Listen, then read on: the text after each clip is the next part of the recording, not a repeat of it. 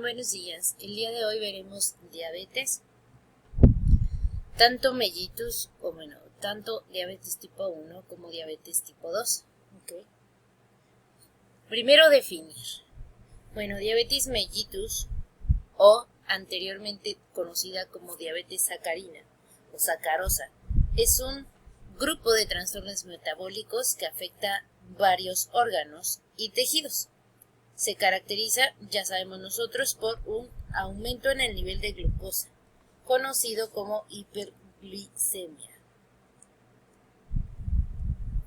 Es causada por varios trastornos, hasta la producción de la hormona insulina, que es la causa principal, secretada por ¿quiénes? Por las células beta del páncreas, o porque la insulina es secretada, pero hay un uso inadecuado por parte del cuerpo, lo que obviamente repercute tanto en el metabolismo de los carbohidratos, lípidos y proteínas. Varios procesos patológicos están involucrados en el desarrollo de la diabetes. Puede ser de un origen autoinmune, hereditario y resistencia del cuerpo a la acción de la insulina. Se clasifica en dos actualmente. La primera corresponde a la clasificación de la OMS, en la que se reconocen tres tipos: diabetes tipo 1, diabetes tipo 2 y gestacional. Y la segunda, propuesta por la ADA, que es la Asociación Americana de Diabetes, que según los expertos de la ADA dicen que hay tipo 1, tipo 2, gestacional y otros tipos de diabetes.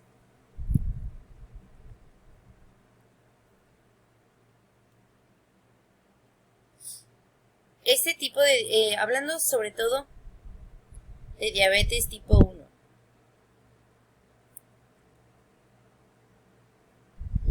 Diabetes tipo 1 corresponde a también la llamada diabetes tipo insulino dependiente o diabetes juvenil. Se presenta obviamente por su nombre, incluso lo indica, en jóvenes, aunque puede suceder en cualquier etapa de la vida. Y se caracteriza porque no hay producción de insulina, debido a que las células beta de los islotes de Langerhans son atacadas, digámoslo así, o son mediadas por las células T. La diabetes tipo 1 se clasifica en dos: autoinmune, que es la mayoría de los pacientes con diabetes tipo 1 tiene diabetes autoinmune, de causa autoinmune, y el otro caso, que es idiopático. El proceso de diabetes tipo 1 va a ser gradual, quiere decir que es poco a poco, y puede que incluso se manifieste hasta varios años después de que ya se empezó la afección.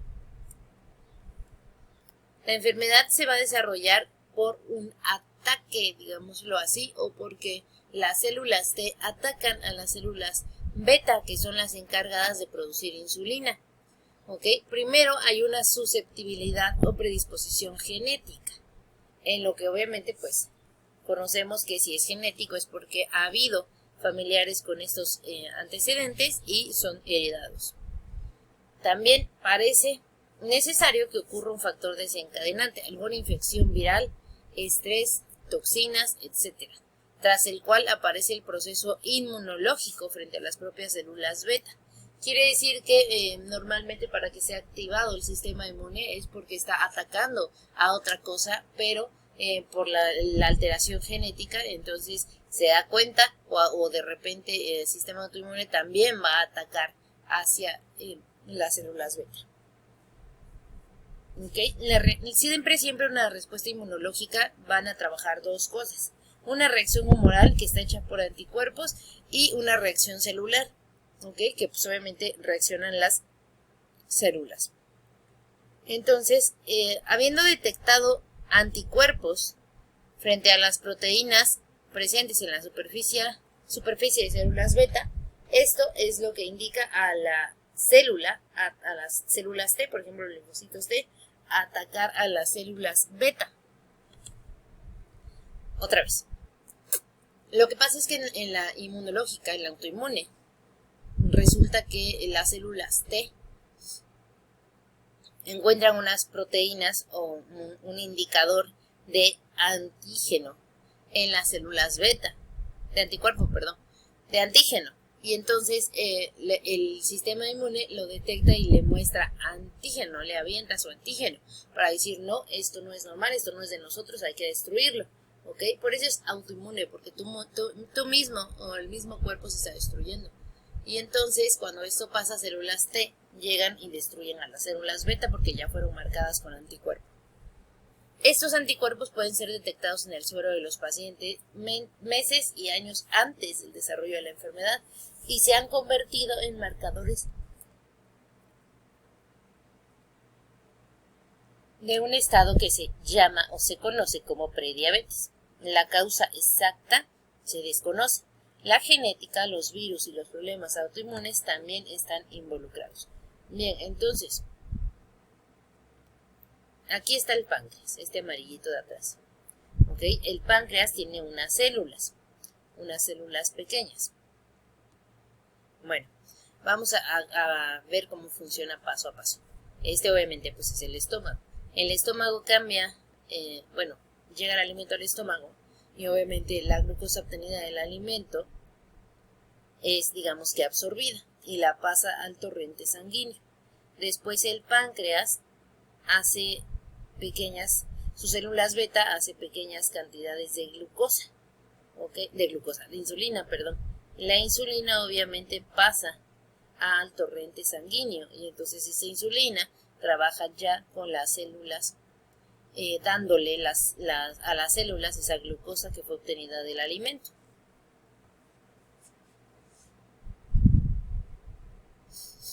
Ok, aquí otra vez el intestino prácticamente obtiene el alimento y obviamente lo degrada para su absorción.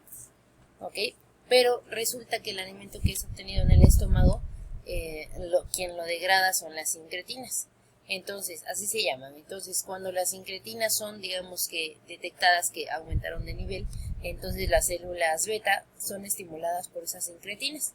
¿Y qué hacen las células beta? Pues hacen una liberación de insulina. ¿Ok? Donde se libera esa glucosa, la glucosa se libera en todo tipo de células. ¿Ok? Puede ser incluso la captación de glucosa a nivel muscular. Pero, ¿qué pasa en tipo 1? Las células beta son atacadas por los linfocitos. Y obviamente si son atacadas por los linfocitos, pues no pueden producir la liberación de insulina.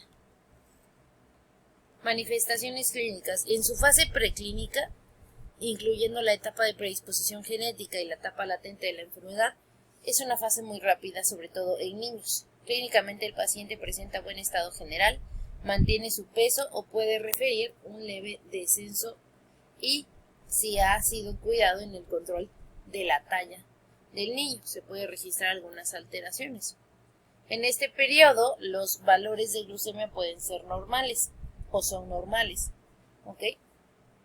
Pero pueden ser patológicos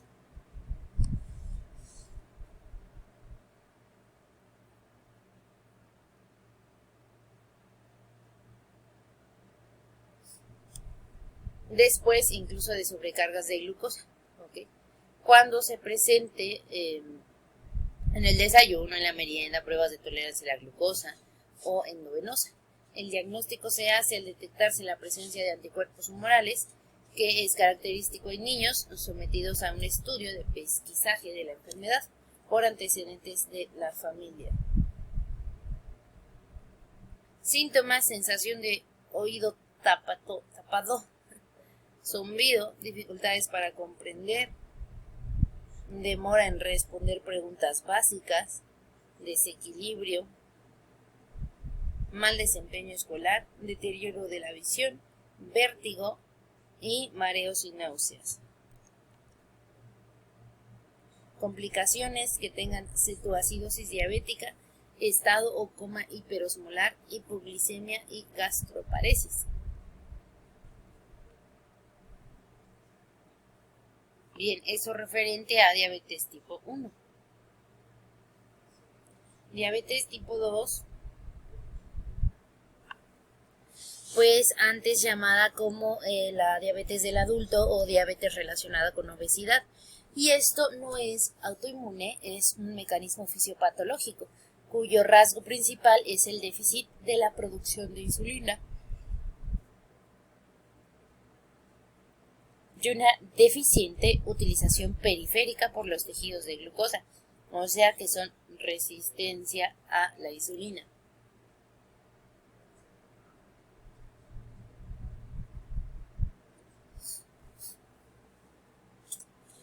Quiere decir entonces que sí estoy produciendo insulina, pero se está produciendo de forma deficiente, o que se produce insulina, pero a nivel cuerpo, a nivel tejido, no sirve, como que no se está, digamos que no la ocupa, ¿ok? Pero eso es porque son resistentes a la insulina. Quiere decir que sí la produces, pero el cuerpo no la está ocupando como debe.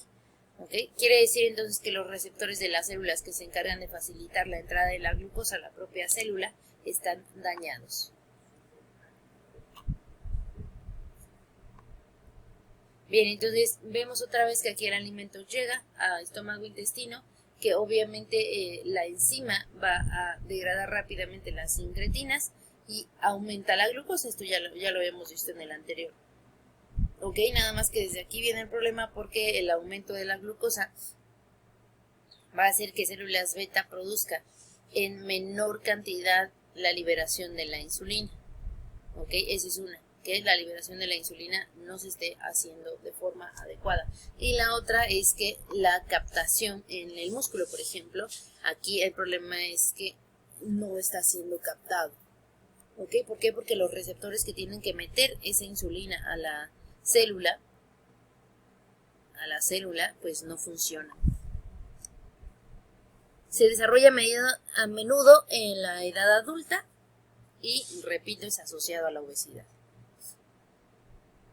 A veces pueden ocasionarla algunos fármacos. Es muy frecuente la diabetes tipo 2 asociada a la toma prolongada de corticoides, por ejemplo, y frecuentemente asociada a la hemacromatosis no tratada. Cuando son insulinoresistentes, la diabetes tipo 2 representa un 80-90% de todos los pacientes diabéticos. Signos y síntomas: poliuria, polidipsia, polifagia, pérdida de peso a pesar de la polifagia, fatiga o cansancio y cambios en la agudeza visual. ¿Okay? Siempre están cansados, una pérdida de peso súbita, orinan frecuentemente, siempre están hambrientos, hay problemas sexuales, misión borrosa, heridas que no sanan, infecciones vaginales, pies o manos adormecidos y siempre están sedientos. ¿Okay? Algunos otros problemas o signos y síntomas: vaginitis en la mujer, aparición de glucosa en la orina, ausencia de la menstruación en mujeres, aparición de impotencia en los hombres, dolor abdominal, hormigueo, adormecimiento de manos y pies. Complicaciones: neuropatía, nefropatía, retinopatía, pie diabético, micro y macroangiopatía, esteatosis hepática y cardiopatía en hipertensión. Tratamiento: bueno, podemos tener a diabetes tipo 1 y diabetes tipo 2. El objetivo en realidad es que la glucosa, a pesar de que tengan diabetes, esté entre 70 y 110 miligramos. Y muchas veces la gente cree que por tener diabetes no pueden llegar a esto, y los médicos incluso se creen que no pueden llegar a bajar a nuestro paciente a esta cifra, pero en realidad sí se puede, y no nada más que se puede, sino que es lo ideal que suceda. Entonces, podemos hacer sustitutos de la insulina, ya que una, no se está produciendo, o dos, se está produciendo de manera insuficiente, o pues sí, no se está produciendo de la mejor calidad. ¿Ok? Entonces se puede hacer tratamiento con insulina o tratar con algún medicamento oral, por ejemplo, hipoglucemiantes. ¿Ok? Cuando hablamos de la insulinoterapia, recuerden que les habíamos platicado que había dos fases: la fase inicial y la fase de seguimiento a largo plazo. También en los hipoglucemiantes, por ejemplo, hay biguanidas como la metformina, aumentando la sensibilidad de los tejidos periféricos a la insulina, actuando como normoglicemiante. ¿Okay?